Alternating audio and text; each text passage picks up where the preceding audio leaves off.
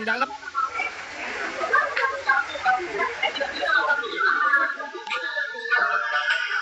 Ini ada ya. Ini pengacara mau masuk untuk bertemu Niki, dua orang tidak dikasih dengan jaksa. Ada perdebatan antara PH dengan jaksa.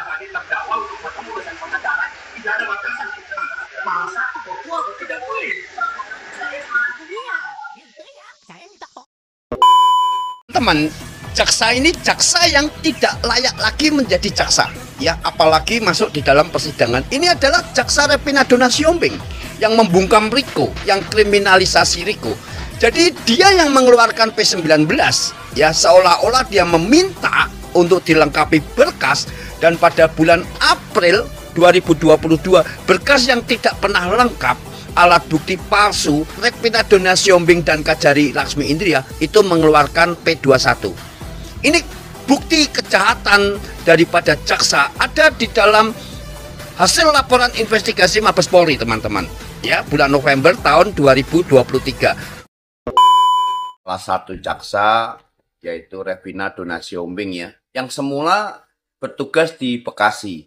Namun karena dia mendapatkan satu teguran yang keras atau sanksi itu selama 3 tahun itu hilang dan tidak muncul, jadi dia menjadi jaksa nonaktif. Tiba-tiba muncullah di kasus Nikita Mirzani. Ini jelas, ya, kalau memang itu merupakan jaksa yang bermasalah, seharusnya tidak bisa kita percayai lagi. Integritasnya, moralnya itu sudah bobrok. Repinado Nasiombing yang menyidangkan atau yang membacakan dakwaan atas kasus Nikita Mirzani. Saya tidak masuk di wilayah benar atau salah, ya, dalam kasus Nikita ini. Namun jelas kita ragukan kualitas otak, ya, atau niat yang muncul dari seorang jaksa yang bermasalah. Seharusnya jaksa ini dinonaktifkan, ya, tidak bisa. Jika dia tetap dipaksakan menjadi pendakwa, ya, kasus Nikita Mirzani ini, nanti akan mengacaukan jalannya persidangan. Akan membuat satu narasi-narasi yang tidak sesuai dengan fakta. Karena mentalnya udah mental bukan sebagai pejabat negara. Repinado Nasiombing tidak bisa dikatakan dia saat ini menjadi jaksa negara, tidak bisa. Kembali lagi di IO Channel.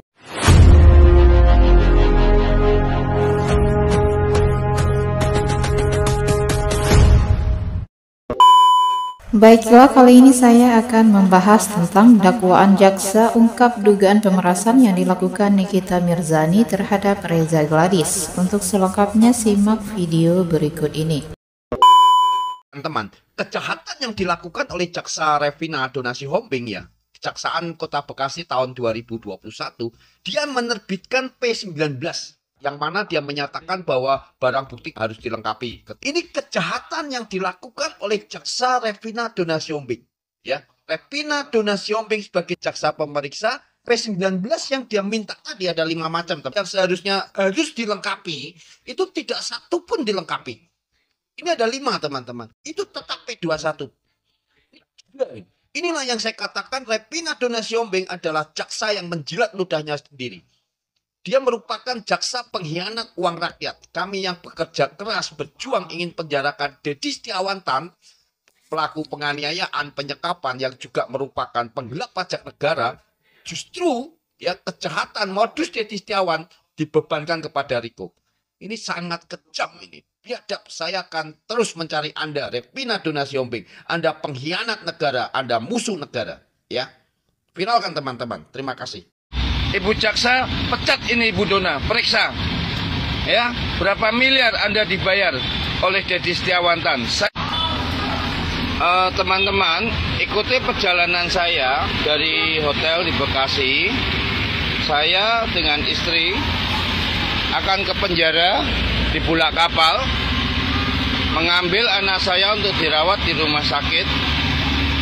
Lihat kondisi, teman-teman. Saya nyatakan bahwa Ibu Jaksa Dona dan Ibu Kejari Bekasi Ibu Laksmi, kalian pengkhianat negara. Anak saya tidak bersalah, kalian penjarakan. Kalian biadab. Saya akan lawan penegak hukum. Ya teman-teman, ini saya di angkutan menuju ke Bulak Kapal. Tolong teman-teman viralkan pengkhianatan terhadap negara.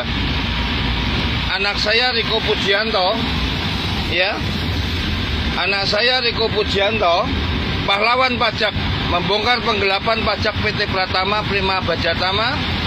Ibu Jaksa Dona, kemarin Anda merayu anak saya supaya menyerah, mengaku. Saya katakan tidak. Demi negara, saya rela, saya ikhlaskan anak saya. Paham Ibu? Ibu Kejari ya? Kalian biadab. Ini kondisi anak saya. Ini dipergunakan oleh para jaksa. JPU dari membacakan dakwaan Nikita Mirzani. Masker dipergunakan untuk menutupi kejahatan, rasa malu atau nilai keburukan yang mereka miliki yang ada di otaknya. Saya menduga ada permainan jahat di dalam pelaksanaan P21 kasus Nikita Mirzani. Saya menantang kalian, ayo kita buktikan. Pun apabila nanti tidak terbukti dan kalian para jaksa-jaksa yang dengan sengaja mengkriminalisasi Nikita Mirzani untuk sesuatu maksud yang tidak baik atau maksud-maksud yang jahat, saya minta Nikita Mirzani untuk melaporkan balik dan menuntut 3 jaksa yang saat ini menggunakan masker. Nanti habis sidang nanti saya selain daripada masker ya teman-teman, nanti saya mau bawakan helm. Nah ini jadi biar mereka bersidang pakai pakai helm gini. Agar sekalian pakai kacamata nanti ya. Ini jaksa-jaksa pengecut tidak berani tampil dengan seutuhnya. Teman-teman, kita tetap mengawal kasus Nikita Mirzani ya. Mbak Nikita tetap semangat. Terima kasih. Kasus Nikita Mirzani akan kembali disidangkan dengan agenda pembacaan eksepsi ya dari tim kuasa hukumnya Nikita Mirzani. Nah, seperti biasa kasus ini selalu penuh dengan pro dan kontra, teman-teman. Ada yang berteriak udah jelas bersalah, ngapain sih dibela-bela, tapi ada juga yang bilang nih kita cuma vokal tapi nggak berarti dia bersalah. Nah, yang bikin kasus ini makin panas adalah kemunculan nama jaksa penuntut umumnya yaitu Revina Dona Sihombing. Nama jaksa ini sempat disorot dalam perkara lain teman-teman, yaitu kasusnya Riko Pujianto di Pengadilan Bekasi. Jadi orang tua Riko merasa saat itu jaksa Revina tidak adil ya, dan kemudian mencuatkan tanda tanya besar. Apakah Revina bisa bersikap netral dan profesional di kasus Nikita Mirzani sekarang? Tapi ingat ya teman-teman, dakwaan jaksa itu bukan kebenaran mutlak alias bukan vonis. Jadi dakwaan itu baru tuduhan yang harus diuji di pengadilan. Nah, makanya agenda eksepsi tanggal 1 Juli ini penting ya. Karena dari sinilah kita mulai melihat apakah ada celah dalam dakwaan atau justru makin menguatkan posisi jaksa. Pertanyaannya sekarang, apakah jaksa Revina Dona Sihombing ini akan menunjukkan kredibilitasnya dan profesionalismenya dalam kasus Nikita Mirzani ini, ataukah justru akan membuka peluang bagi publik untuk mengulangi pertanyaan lama yang sempat belum dijawab ya? Nah, tulis pendapat kalian di kolom komentar netizen channel ya. Kita kawal bareng-bareng proses hukum ini bukan karena suka atau tidak suka, tapi karena kita peduli pada keadilan yang jujur dan transparan. Nikita Mirzani dan asistennya Ismail Marzuki sudah menjalani sidang perdana kasus dugaan pengancaman dan pemerasan terhadap pengusaha skincare Dr. Reza Gladys di Pengadilan Negeri Jakarta Selatan. Nikita dan Mail didakwa melanggar pasal 45 ayat 10 huruf A Jungto pasal 27B ayat 2 Undang-Undang RI nomor 1 tahun 2024 tentang perubahan kedua atas Undang-Undang nomor 11 tahun 2008 tentang informasi dan transaksi elektronik. Jungto pasal 55 ayat 1 KUHP atau pasal 369 ayat 1 KUHP Jungto pasal 55 ayat 1 KUHP. Kemudian kita juga didakwa dengan pasal 3 Undang-Undang nomor 8 tahun 2010 tentang pencegahan dan pemberantasan tindak pidana pencucian uang Jungto pasal 55 ayat 1 KUHP. Jaksa penuntut umum menyebut Nikita bersama Ismail telah melakukan tindak pidana pemerasan terhadap korban hingga miliaran rupiah. Jaksa menyebut Nikita Mirzani awalnya memberi ulasan negatif terhadap produk kecantikan milik Reza Gladys, yang didasari atas review negatif produk kecantikan tersebut oleh Dr. Samira yang biasa disebut dokter detektif.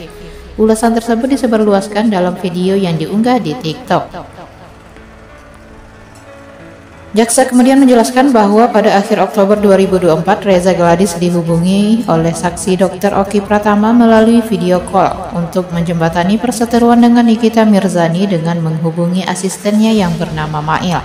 Dalam video call tersebut Dr. Oki menyampaikan agar Reza Gladys membungkam Nikita dengan memberikan uang agar tidak terus-menerus memperpanjang review negatif yang dilakukan oleh Doktif. Reza Gladys kemudian bertanya kepada Oki Pratama cara untuk bertemu Nikita. Oki kemudian mengarahkan Reza agar berkomunikasi lewat asistennya Ismail Marzuki. Lebih lanjut, pada pertengahan November 2024, Reza mengajak Oki mengatur pertemuan dirinya dengan Nikita di rumah Oki.